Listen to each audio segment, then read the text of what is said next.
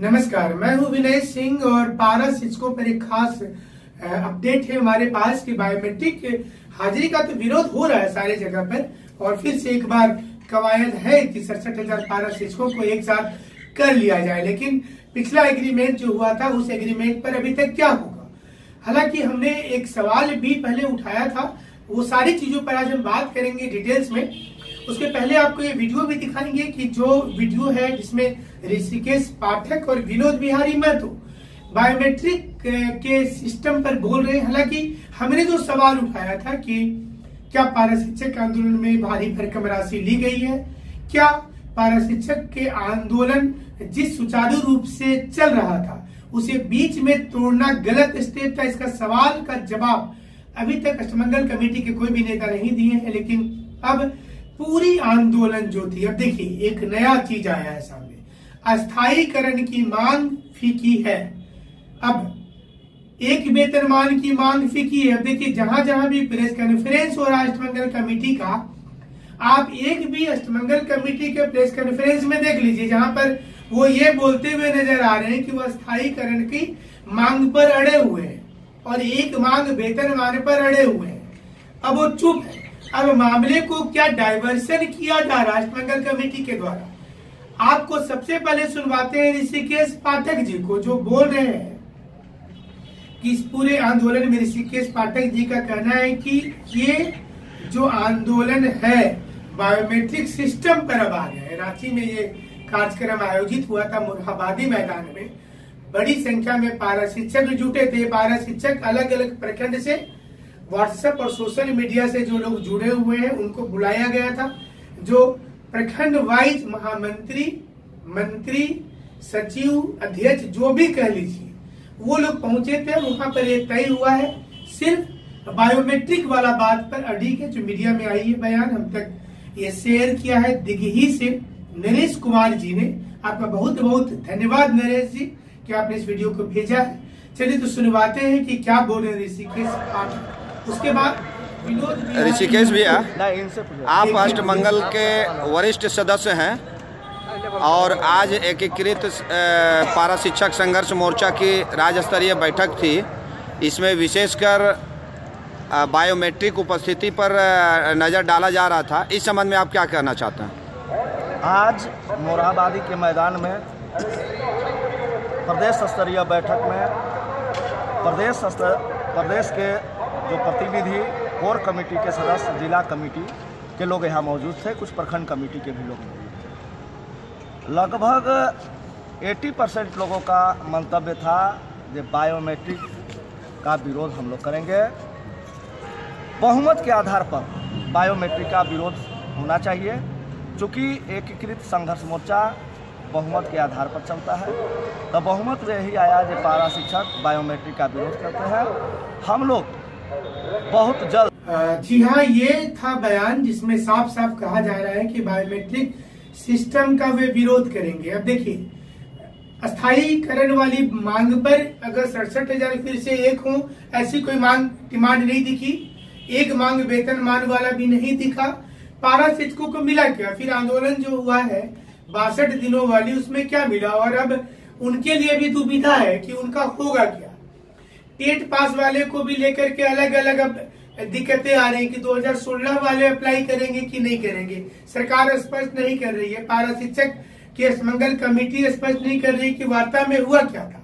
हम आपको आज बताएंगे पूरी चीजों पर, दूसरी वीडियो में बताएंगे कि 2016 वाले अप्लाई करेंगे कि नहीं करेंगे।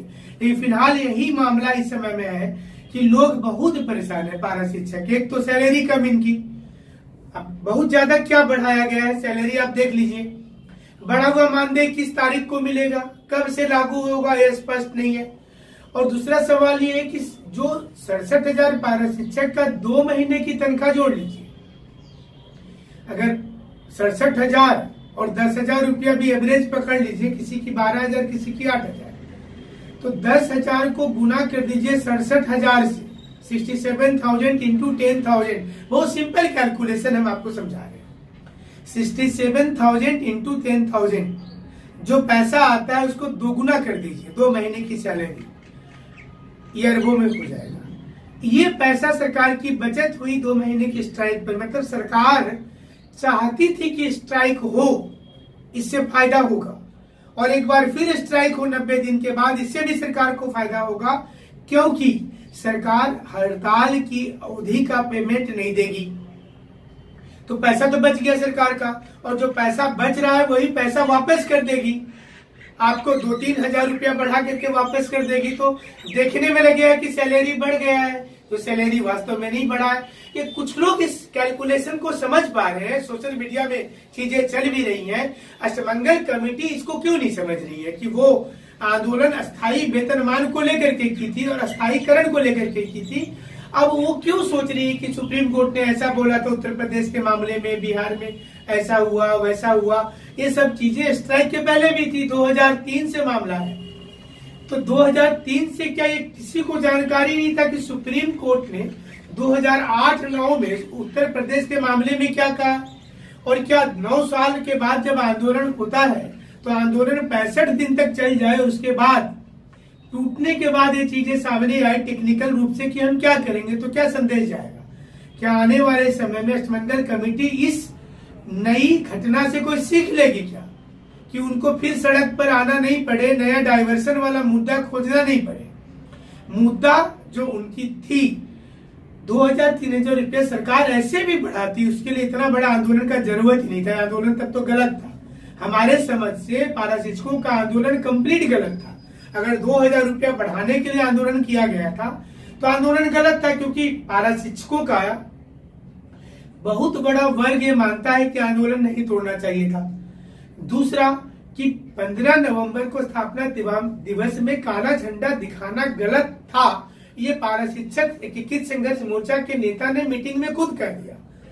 तो फिर इस प्रकार से रणनीति बनाते आप क्यों हैं? जब आप बाद में इस पर सफाई दें और सरकार के सामने जाकर के बोल दें कि हमने गलत किया था, तो करते नहीं, क्योंकि इससे तो 2 घाटा हुआ ना। एक, सरकार के नजर में सारे पारा शिक्षक गलत हो गए, और दूसरा कि अब आगे से सरकार अपनी ईगो वाली जो बात रखी, अपने बात पर अडिग रही, क्योंकि सरकार को इसका मलाल रहा कि उनके लाख रिक्वेस्ट के बाद भी काला झंडा दिखा दिया, तो जिसने दिखाया उनके ऊपर केस चल रहा है। सलेहा बेगम को जमशेदपुर में अभी तक योगदान करने नहीं दिया गया है। ये क्या बताता है कि पारा शिक्षक संघर्ष मोर्चा की हार है। पारा शिक्षक के जो अष्टमंगल कमेटी है वो सिर्फ मीडिया में बयान दे रहे, मीडिया में बयान आता है, टीवी पे फोटो आती है, अखबारों में छपता है, सब कुछ बहुत अच्छा लगता है। आप देखे होंगे आंदोलन के समय कुछ नेताओं की तस्वीर हर अखबार पे छपती रहती थी, तो दिखने में बहुत सुंदर लगता है, अच्छा लगता है, 10 लोग जानते हैं।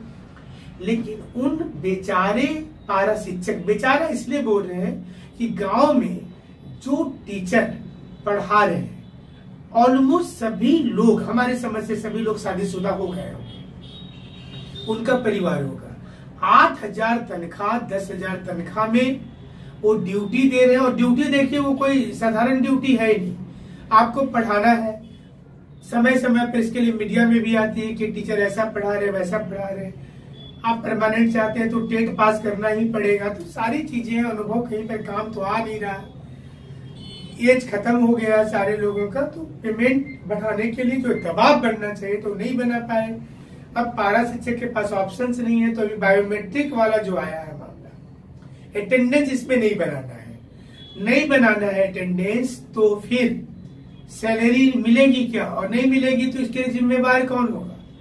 क्या अष्टमंगल कमेटी इसके लिए सैलरी देंगे? तो इसमें उनकी बात जो अभी ये जो आप जो मीडिया में हम दिखा रहे हैं आपको कि हम विरोध करते हैं, विरोध सिर्फ बोलने से नहीं होता है। ये अष्टमंगल कमेटी को सोचना चाहिए कि हम 67,000 लोगों को नेतृत्व करता है, और नेतृत्व करता है तो उनके अंदर ऐसा विश्वास हो कि वो बात को समझे, बात को माने, तब हो सकता है कि आने वाले समय में अष्टमंगल कमेटी की साख बची रहेगी और लोग इनकी बातों पर भरोसा करेंगे। तो हमारे साथ आप ऐसे ही जुड़े रहिएगा, अप टू डेट जो भी खबर होगी हम आपको जरूर बताएंगे। जुड़ने के लिए शुक्रिया, धन्यवाद।